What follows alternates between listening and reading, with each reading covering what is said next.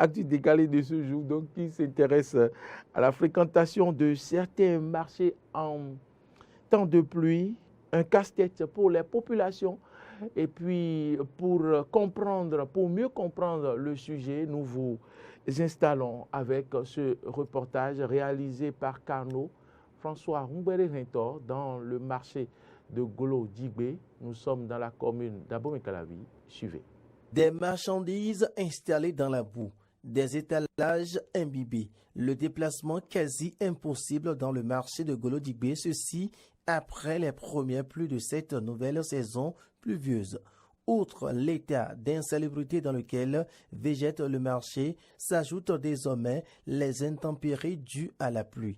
Acheteurs comme vendeurs ne savent plus à quel sein se vouer. Je suis arrivée par hasard pour acheter du gari, mais ce n'est pas la peine. Regarde les bouts. Hein? Un grand pays comme ça.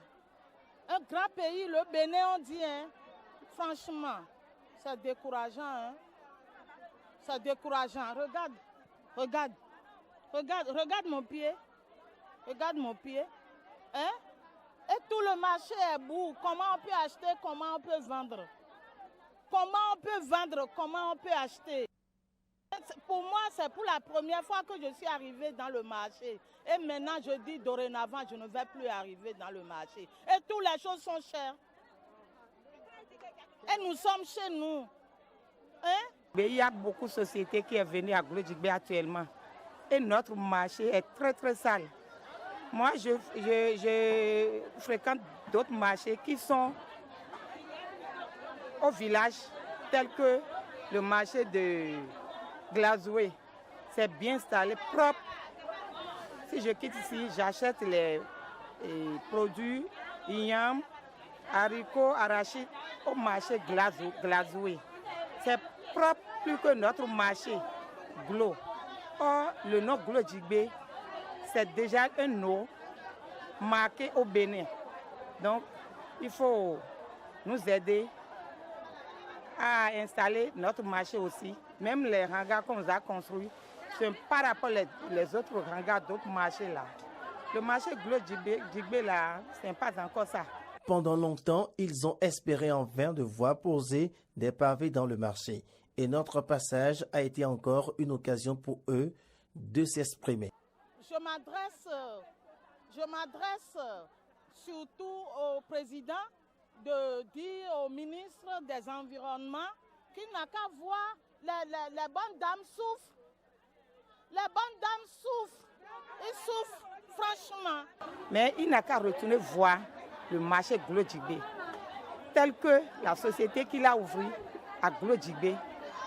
On sait ce qu'il est en train de dépenser là. Donc ça reste le marché. Si les invités sont venus, ils vont venir chez nous, nous visiter, acheter notre produit qui sont moins chers chez nous. Il n'a qu'à rétablir le marché. Il n'a qu'à encore faire effort pour le marché. Dans le contexte actuel de cherté de produits de première nécessité, il va falloir trouver une solution définitive pour que les usagers de ce marché ne soient plus confrontés à la cherté de la vie et en même temps aux maladies hydriques. À Carnot François Rumbere-Rintor, notre journaliste reporter d'images, il faut le reconnaître, c'est lui-même qui a tourné tout ce reportage avec la caméra, et c'est vers donc cette révolution que nous sommes en train d'aller ici. Et il faut saluer tous ceux qui nous aident à donc réussir cette mutation, cette acquisition de connaissances. Je pense à Martin Tonisset, je pense également au directeur de la télévision, donc la main. Ah ben, Laurent Roland-Tonekes, nous voilà, vous avez suivi le sujet. Mesdames, Messieurs, si vous êtes chez vous, c'est le 96 76 68 68. Vous avez suivi le sujet Laurent Roland-Tonekes. Voilà les problèmes réels qui se posent aujourd'hui au marché de Golo-Djibé, l'insalubrité. Et voilà dans quelles conditions ces dames sont obligées de vendre. Des visiteurs du marché sont obligés, des clients sont obligés de marcher dans la boue. Pourtant, le marché a des responsables. Pourtant, nos mairies prélèvent des tasses dans ces marchés-là, qu'est-ce qui se passe? Je crois que sur la question, c'est assez triste, assez affreux de voir ce que nous avons tous vu dans le marché de Glodjibé. La particularité du marché de Glodjibé, c'est que c'est un marché mitoyen à l'arrondissement de Glodjibé.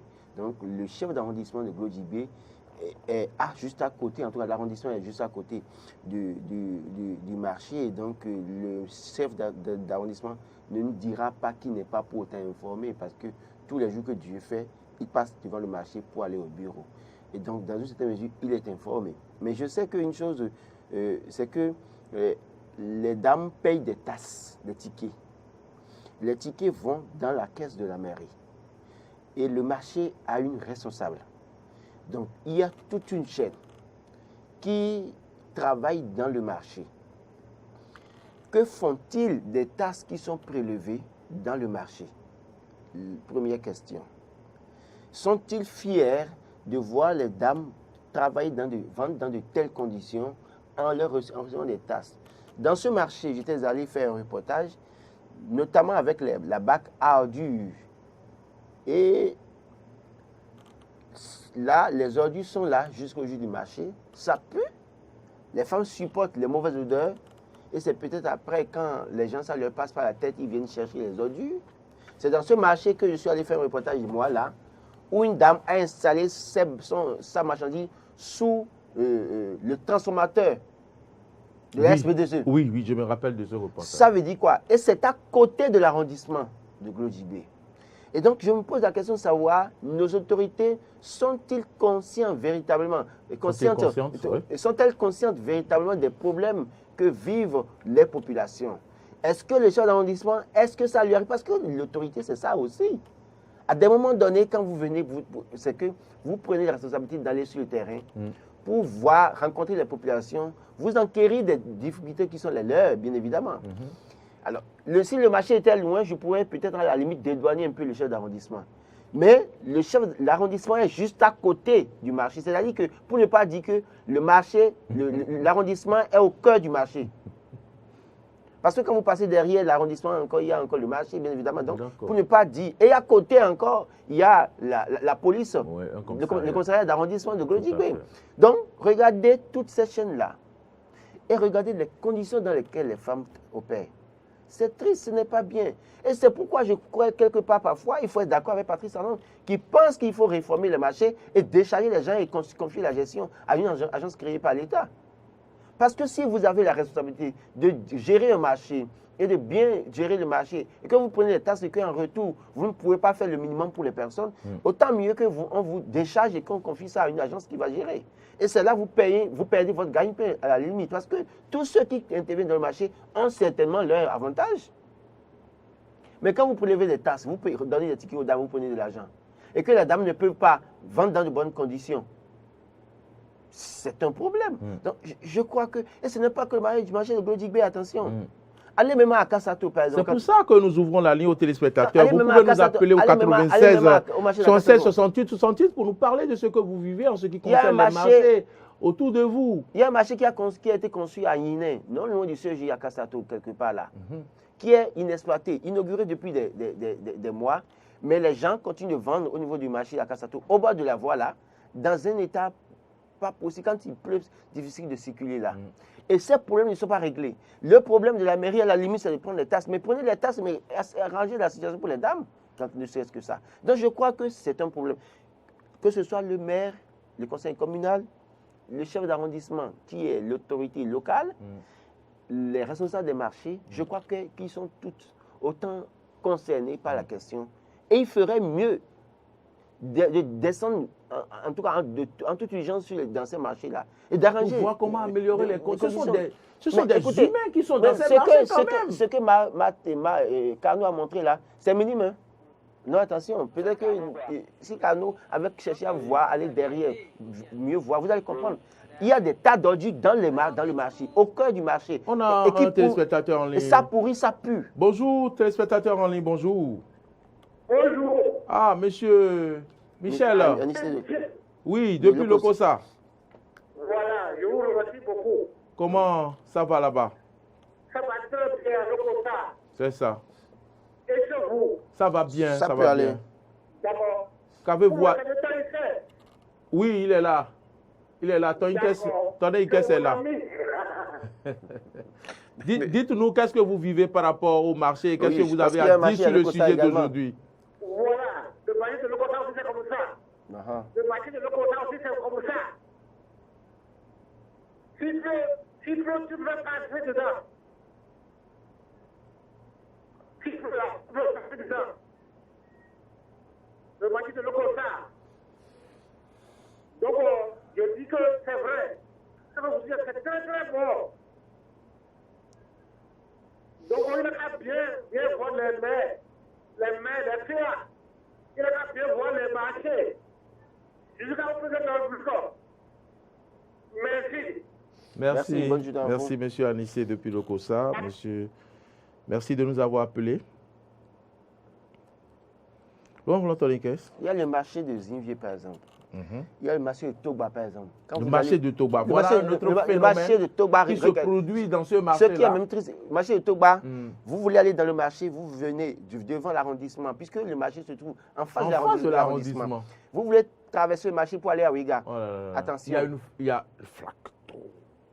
Et là, depuis des semaines, personne n'a réglé ça. Vous pouvez traverser là, pour aller à Ouiga, c'est que vous traversez, je dirais, un petit marigot installé pour qui, je ne sais quoi.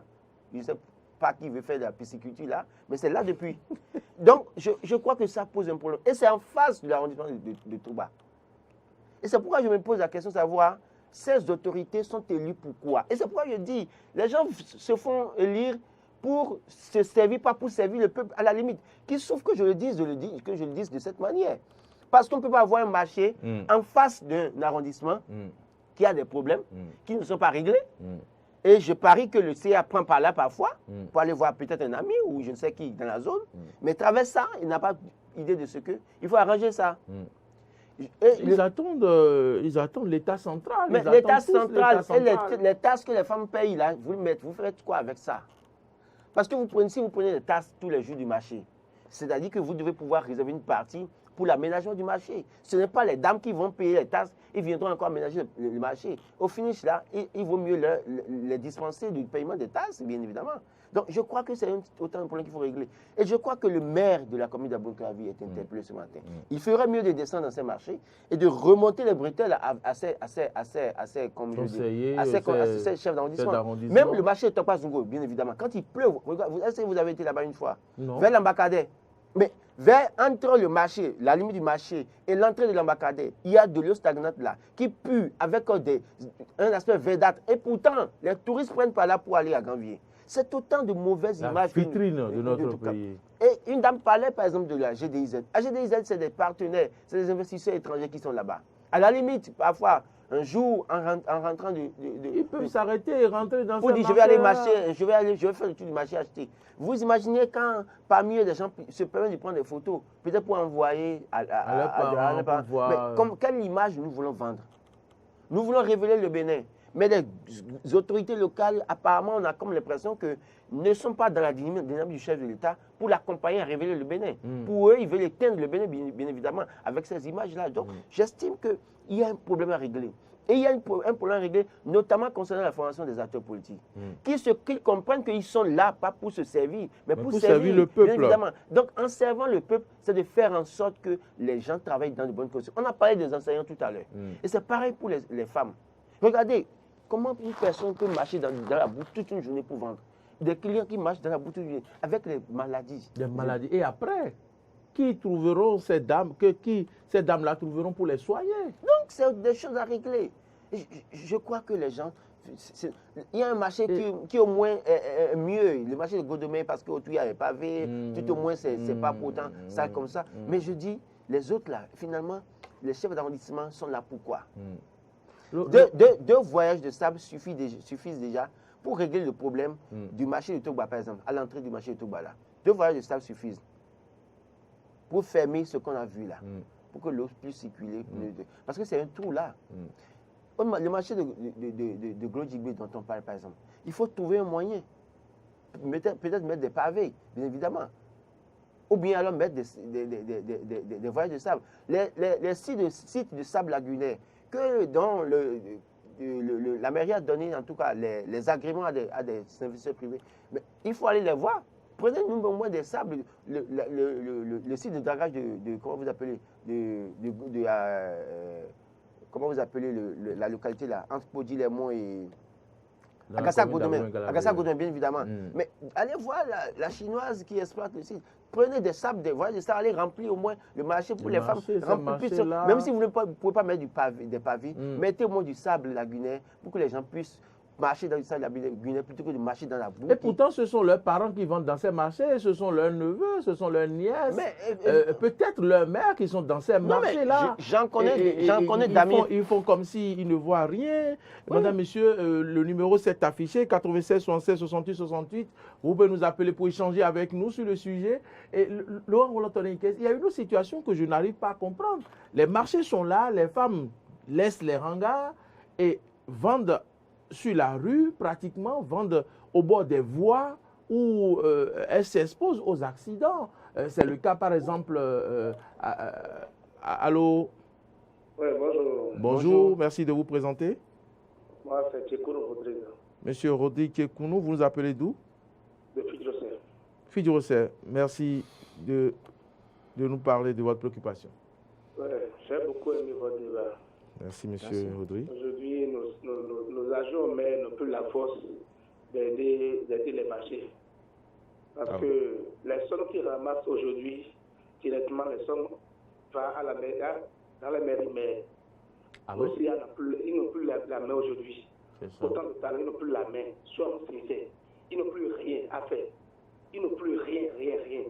C'est les mairies, mais on doit parler. Après les mairies, mais on doit taper les ministères. Parce qu'aujourd'hui, la charge de ces jours-là, c'est la mairie.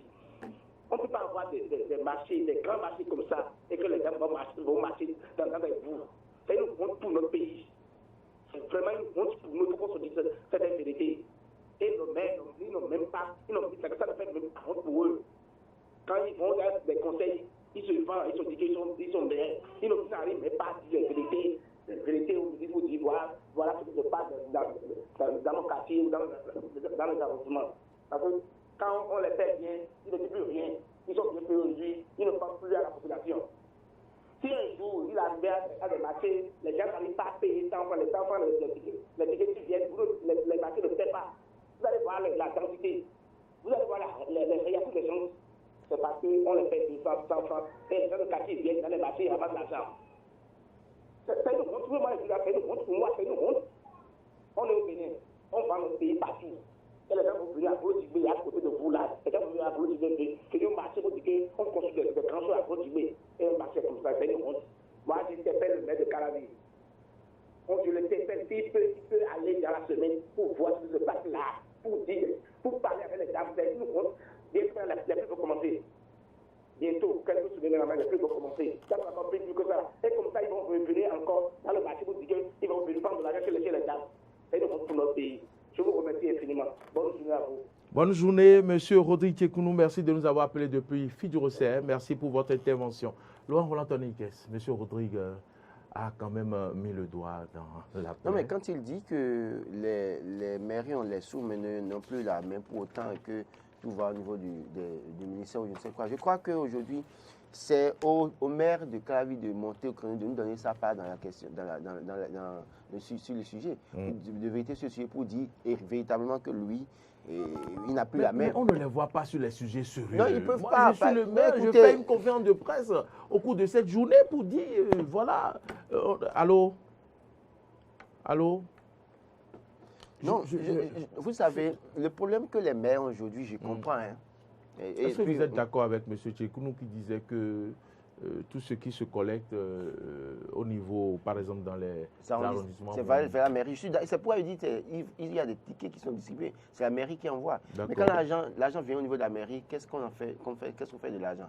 Est-ce que les autorités communales prennent réellement la mesure de la situation? Bonjour, excusez-moi, Laurent Roland-Tonniquez. Bonjour, téléspectateurs en ligne, bonjour. Bonjour, madame. C'est madame ou monsieur? Monsieur Josué, parlez un peu plus fort, s'il vous plaît. Permettez de répondre Josué. On vous attend parfaitement maintenant. Vous nous appelez d'où? Je t'appelle de Godibé. D'accord, allez-y pour votre intervention. Ok, c'est une situation que nous, les habitants de Godibé, nous endurons. Mais la maman qui vient de parler dans les marchés a déjà tout dit. Les autorités même sont au point. En tout cas, on verra comment ils vont faire. Bonne journée à vous. Merci beaucoup, monsieur. Les autorités du marché sont déjà au courant, comme le disait monsieur Josué. Marcel, merci de nous renvoyer de temps à autre cette image de ce marché-là. Laurent Roulatoniquès, vous étiez en train de... Oui, donc je dis, même si en réalité les fonds vont au niveau de la mairie, et qu'aujourd'hui c'est les secrétaires exécutifs qui sont ordonnateurs du budget, il faut que les maires nous donnent leur part de vérité sur la question. Est-ce qu'ils ont soumis un projet de réflexion de ces marchés, en tout cas d'aménagement de ces marchés aux secrétaires exécutifs qui n'ont pas voulu répondre? C'est à eux, parce qu'aujourd'hui nous sommes dans une situation où on n'a pas de parole, on n'a rien, on n'a aucune intervention sur la question. Et donc, nous, on ne peut qu'interpeller ceux qu'on connaît, ceux qui ont été élus, bien évidemment. Regardez, c'est le maire qui a été élu, ce n'est pas la secrétaire ou le secrétaire exécutif qui a été élu. Donc, je crois que le maire doit pouvoir répondre sur la question. Les CA doivent pouvoir nous dire suffisamment qu'est-ce qu'il en est de la situation. Nous sommes à la veille d'une élection. Vous allez les voir demain encore, aller voir les mêmes dames pour dire voter pour nous. Alors qu'en réalité, le minimum, vous n'avez pas arrangé ça. Je crois que les députés, bien évidemment, qui sont censés relever certaines insuffisances dans leur localité, plutôt que de passer leur temps à faire la politique, à passer de maison en maison, de quartier en quartier, pour mobiliser... de parti en parti, à oui, quitter un bloc ou un autre. Je crois que c'est à eux aussi de poser les questions et d'interpeller les conseils communaux pour dire, mais écoutez, qu'est-ce que vous faites des conditions de vie des populations et du travail des populations? Ce n'est pas bien, parce que ça ne nous honore pas. Ça ne nous honore pas, vous l'avez dit, Laurent Roulatoniquès. Je posais le problème de l'occupation des bois par les dames. On en voit ici à Glodjigwe, on en voit également au niveau de Togba, du marché de Togba. C'est un fait récurrent. Oui, d'abord, pour le marché de Glodjigwe, est-ce que vous pensez, vous convenez avec moi tout au moins que moi, si j'avais même une place dans le marché, dans ces conditions, je préférerais venir vendre au bord de la voie. Non, moi, si j'avais une place dans ce marché et il pleut et il y a ces conditions-là, moi, je serais pratiquement sur la route inter pour vendre. Voilà. Qu'est-ce que je ferais dans le marché? Dans une certaine mesure, c'est ça. Mais en réalité, il ne faut pas encourager ça. Il y a de ces dames qui ne veulent pas aller dans le marché parce qu'il n'y a plus de place pour autant. Mais c'est à l'arrondissement ou au conseil communal qu'il faut poser la question. Ces dames qui sont au bord de la voie, autant qu'elles sont aussi payées des taxes. Ah ouais? Oui, mais quand ils viennent me dire le contraire ici, que les autorités communales viennent me dire le contraire, cette dame aussi paye quelque chose. Et c'est pourquoi, parce que parfois les autorités locales ont du mal à les chasser aussi. C'est ça. Sur la question du marché à Kassato, un marché a été construit, j'ai déjà dit tout à l'heure, à Yiné, vers le seuil à Kassato. C'est pour eux? Un nouveau marché qui est là dans la brousse depuis des mois. Si vous voulez, allez, moi j'ai été surpris même de voir le marché totalement fini, mais dans la brousse, inauguré, non inauguré depuis. On pourra aller voir ça oui, vous allez voir. Après cette émission. On peut, je vous amène sur le site, vous allez voir. Il y a un marché qui existe, qui a été construit en bonne et due forme, avec des matériaux définitifs. Allez même dans la Zoka.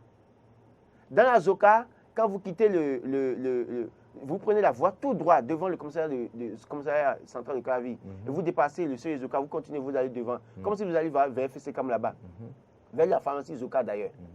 Mais à votre droite, quelque part, il y a une intersection, vous allez à droite là. Il y a un marché qui est construit là, dans la bourse depuis des années, non utilisé. Je me suis posé la question de savoir alors pourquoi ils ont construit ces marchés. Est-ce que c'est parce qu'on veut lancer les marchés à un moment donné, et les marchés publics à un moment donné pour pouvoir gagner de l'argent qu'on a lancé ou bien quoi? Est-ce qu'on a eu l'avis des acteurs, véritables acteurs, avant de construire ces marchés? Je me pose la question. Parce qu'on ne peut pas construire des infrastructures de qualité. Mais est-ce que les marchés, on devrait les construire dans des brousses, dans des endroits perdus? Les femmes veulent rester au bord de la voie, là où il y a l'animation. Oui, non. Sur la question, je crois qu'il faut régler les choses une fois pour de bon. Si vous êtes au bord de la voie, regardez tout ce qui se passe au niveau de Bacha Kassato. C'est un drame. Et le jour où ça va être une catastrophe, c'est en ce moment qu'on va peut-être prendre les responsabilités et comprendre que c'est grave. Je crois qu'à un moment donné, quand on est autorité, on prend une mesure, on fait respecter la mesure. même si vous gagnez des choses dedans parallèlement, même si vous avez des gens qui gagnent des choses parallèlement dedans, c'est la suivi de la population, la protection de la population qui doit vous préoccuper. Et je crois que sur la question, c'est parce qu'à un moment donné, les gens ne sont pas suffisamment rigoureux, parce qu'ils ont peut-être peur de toucher des intérêts de tel ou tel, je ne sais qui. Sinon, le marché comme vous l'avez dit, on peut aller prendre le marché tout à l'heure de la Kassato qui est construit dans la brousse là, qui n'ont inauguré depuis. Et comparé à ce que les femmes font au bord de la voie, un marché reste un marché. Si on vous dit d'aller au marché acheter, vous dites que vous voulez aller voir un marché au bord de la voie nécessairement. Ça a quel sens? Ça ne répond à aucun homme. Le marché de Togba, c'est vrai que c'est au bord de la voie, mais regardez tel que c'est. Mais les gens quittent loin pour aller au marché de Togba, par exemple. Le marché de Ouedo, les gens quittent loin pour aller là-bas. Donc, je crois que sur la question, c'est un problème à régler. Et donc, si les autorités ne sont pas suffisamment rigoureuses, ça ne marchera pas. Mais même si on doit le faire, regardez même le marché de... Quand vous dites que même le marché doit rester au bord de la voie, le marché de Glodjibé est au bord de la voie, non? Mais vous voyez l'État, non? Mais ce n'est pas au bord de la voie, le marché de Glodjibé. Mais vous voyez l'État, non? C'est une question de volonté. Donc, il faut que nos autorités prennent la mesure des choses et aient pitié des populations, à la limite. Comme je l'ai dit tantôt depuis l'entame de l'actu décalé, vous pouvez nous appeler au 96 76 68 68 pour participer à cet échange. Laurent Roulant-Tonneikes, on va commencer par tirer les conclusions. Que faut-il alors faire pour améliorer les conditions des femmes dans ces marchés-là? Oui, à Cotonou, si vous voulez, on en parle. Les marchés ont été rénovés, sont presque à la fin, les travaux sont presque à la fin et peut-être d'ici à là, ces marchés-là seront livrés et les femmes pourront les intégrer. Est-ce que le gouvernement sera obligé également de réfectionner certains marchés des autres communes comme la commune d'Abomey-Calavi et autres communes du Bénin? Alors, me référant à la décision qui a été prise en Conseil ministériel récemment, c'est que une agence sera créée qui va gérer les marchés qui ont été rénovés, en tout cas les marchés nouvellement construits. Les marchés locaux seront toujours sous la responsabilité des communautés locales, des municipalités.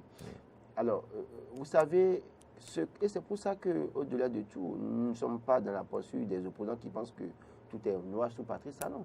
La question des marchés qui ont été construits à Cotonou, il faut avouer que c'est une avancée assez notable. Parce que les marchés qui ont été construits dont on parle, bien évidemment, dans ces marchés par le passé, c'est difficile aussi de circuler. J'étais au marché d'Antokwa il y a 2 semaines, 2 semaines ou 10 jours environ. Je crois que je suis allé dans des endroits où j'avais mal, je me sentais très mal. Pourquoi? Parce qu'il faut... Oui, il y a de l'eau, des déchets un peu partout. Ah, marché d'Antokwa? Oui. Ah ben, donc, il y a des endroits... Vous n'êtes pas bien senti mal, hein? Et donc, en réalité, moi, je pense que sur la question, oui, l'État fait un effort. Et si les autorités locales ne prennent pas la mesure des choses, parce que quand ils prélèvent les taxes, c'est pour avoir des ressources dans la caisse de l'État, dans une certaine mesure. Dans la caisse de la municipalité. Dans le marché. Mais si vous ne le faites pas, l'État prendra ses responsabilités et viendra construire des infrastructures de qualité et prendra la responsabilité de gérer ces marchés. Et l'argent ira directement dans la caisse de l'État. On a vu les marchés qui sont gérés par la SOGEMA. Bien évidemment, c'est une société sous la responsabilité de l'État. Et donc, les taxes vont directement dans la caisse de l'État. Si les municipalités ne se donnent pas les moyens de se prendre au sérieux, d'aller aménager ces conditions de vie des femmes, je crois que dans une certaine mesure, l'État prendra la responsabilité. On serait tous là et on va tous observer ce qui va se passer et on prendra hâte de ce qui va se passer. Parce que ces autorités qui sont censées faire le minimum on fuit les responsabilités. Donc, c'est de ça qu'il est la question.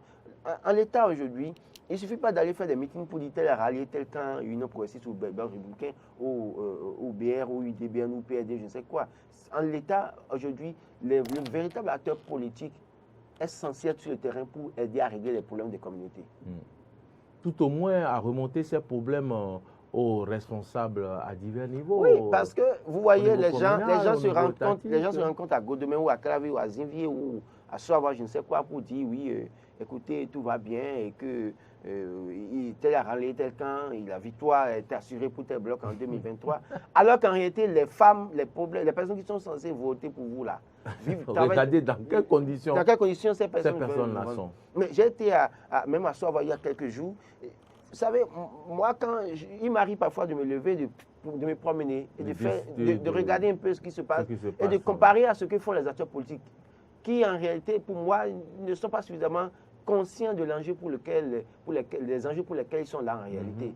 Et je parle de nos communautés, pas de l'État. Qu'est-ce que vous avez vu à Soava? Mais écoutez, je ne vais pas citer un certain nombre de modes de vie que je vois chez les populations. Difficile pour moi de vivre, difficile pour certaines personnes. Même si ces personnes sont nées dans ces conditions, il faut leur donner le minimum qu'il faut. Le minimum qu'il faut. Je suis allé je crois, si tu as d'être à Sochankwe ou je sais quoi, où quelqu'un a inauguré un forage, un privé qui a inauguré un forage sur financement des partenaires extérieurs. Mais quand je suis allé voir l'eau que les populations exploitaient avant ça, mais j'ai eu mal. Je me suis dit, est-ce qu'il y a une mairie dans cette localité? Les images sont sur mon portable. Ce que je dis, ça existe et j'ai vu ça. Ce n'est pas comme me l'a rapporté. Donc, et si n'eût été cette bonne volonté qui a fait cette fontaine, et ce forage-là, pour les populations continuent à prendre. Parce que j'ai vu les enfants autour du puits prendre l'eau là. Et j'ai dit, mais est-ce que c'est l'eau là que vous consommez? On m'a dit oui. Et pourtant, en 2022, pourquoi ces autorités sont-elles élues? Il faut qu'une fois pour de bon, qu'elles se penchent sur les véritables problèmes de leur communauté. Il ne suffit pas de venir dire, j'ai l'argent, je vais être maire, je vais être conseiller communal, je vais être conseiller local. Non. Il faut avoir une vision. La vision, c'est d'améliorer les conditions de vie et de travail des populations. C'est très important. Si ce n'est pas ça, il vaut mieux qu'ils démissionnent purement simplement parce qu'ils ont failli à leur mission d'aider les populations à vivre mieux. Laurent Roland Tonikès, vraiment, je suis touché par ce dernier témoignage. On comprend donc qu'il reste beaucoup à faire. Il reste beaucoup à faire et les autorités que les populations élisent doivent arrêter de travailler pour leur poche, mais plutôt de travailler au service réellement des populations, de les aider à améliorer leurs conditions, d'être proches des populations, que ce soit dans nos marchés, que ce soit dans les quartiers, tout au moins si ce n'est pas à eux donc de réaliser des routes et autres, il faut déjà qu'elles aillent constater, puisque c'est des autorités que nous parlons, les élus locaux, et qu'ils aillent constater ce qui se passe dans ces marchés-là, dans ces quartiers-là, pour quand même prendre des décisions là où les prises de décision se prennent afin donc d'aider les uns et les autres à améliorer leurs conditions. C'est sur ces mots, Laurent Roland Tonikès, si vous n'avez pas autre chose à dire, que nous allons mettre un thème à Matin d'Éterne d'aujourd'hui. Je vous laisse pour votre mot de fin. Non, je crois que, comme je l'ai dit, les autorités, qu'elles le savent une fois pour de bon encore, ce matin je le répète, si elles sont élues, c'est pour servir et non se servir. Il ne suffit pas d'être autorité, d'acheter de nouvelles voitures, de construire de nouvelles maisons, de vivre dans de bonnes conditions. Ailleurs, les gens viennent en politique et mettent même une partie de leur fortune au service de la population. Ah oui? Parce qu'ils veulent améliorer les choses, changer les choses. Ici, les gens ont soif de s'enrichir et viennent en politique. Et c'est une aberration. Si vous pensez que vous n'avez pas suffisamment la volonté de servir et d'aider les populations, autant mieux déposer le tablier. C'est vrai que c'est difficile la démission sous nos cieux. Mais si quelqu'un démissionne, c'est pour aller à une autre promotion. On a vu, on démissionne de la Cour constitutionnelle pour devenir président de parti politique. De toute façon, on ne démissionne pas parce qu'on n'est pas d'accord. On démissionne pour peut-être aller profiter ailleurs dans une certaine mesure. Je crois qu'il faut démissionner dans une certaine mesure quand on voit que même... Parce qu'ils vous diront, le premier intervenant a dit que les fonds vont dans la caisse de la commune et puis après qu'ils n'ont plus la main, que c'est le ministère, il faut interpeller le ministère. Mais je dis une chose, si vous êtes à un point de responsabilité, qu'on ne vous donne pas les moyens pour travailler. Déposez le tablier, dites à la population, je n'ai pas les moyens pour travailler. Mais je sais que les maires que nous avons depuis 2020, aucun d'eux ne peut avoir ce courage d'affronter le pouvoir en place parce que peu ou pour certains parmi eux n'ont pas été élus, mais ont été nommés. Donc, quand on est redevable envers quelqu'un, il y a des choses qu'on ne peut pas faire, bien évidemment. Si ces maires avaient été élus véritablement par des conseillers communaux en conclave au cours d'une réunion d'élection dans une certaine mesure, je crois que le résultat pourrait se faire sentir un peu, tout petit peu. Mais il pourrait avoir le courage d'affronter, de parler. Mais puisque vous savez qu'on vous a à la limite nommé, est-ce que vous pouvez avoir le courage d'affronter votre bienfaiteur? C'est de ça qu'il est question aujourd'hui. Et même si c'est ça quand même, il faut faire semblant tout au moins de revenir sur des questions essentielles de la communauté. J'en ai fini. Merci à vous, Laurent Roland, Tony Kess, Madame, Messieurs. Merci à tous ceux qui ont suivi cette émission. Peut-être que vous avez tenté d'avoir la ligne et que vous n'avez pas pu. Merci à ceux qui nous ont appelés, Monsieur Anissé Michel depuis Lokossa, Rodrigue Tchekounou depuis Fidjirosé, Monsieur Josué depuis Glodigwe. Merci à toutes et à tous de nous avoir suivis. Je vous souhaite de passer une agréable journée et puis surtout rester positif et persévérer dans tout ce que vous faites. Ce que vous faites, il faut le faire bien afin qu'on ne trouve rien à vous reprocher. Et je vous souhaite de passer d'agréables moments en notre compagnie. Merci à Marcel Yedo qui était à la réalisation de cette émission. Je remercie Herman Rompé qui était à la prise de son, à la diffusion Martin Toinset qui a été très très matinal comme d'habitude aujourd'hui, et puis également de l'autre côté, je n'oublie pas Modeste Rondekondi. Merci à toutes et à tous, à tous les hommes de l'ombre. Merci à vous pour tout ce que vous faites. Je voudrais également saluer un autre aîné qui nous suit souvent et qui nous fait le retour. Je pense à Eugène Alosouko, le doyen, mon bienfaiteur. Merci beaucoup à Eugène depuis la capitale. Bonne journée à toutes et à tous et à bientôt.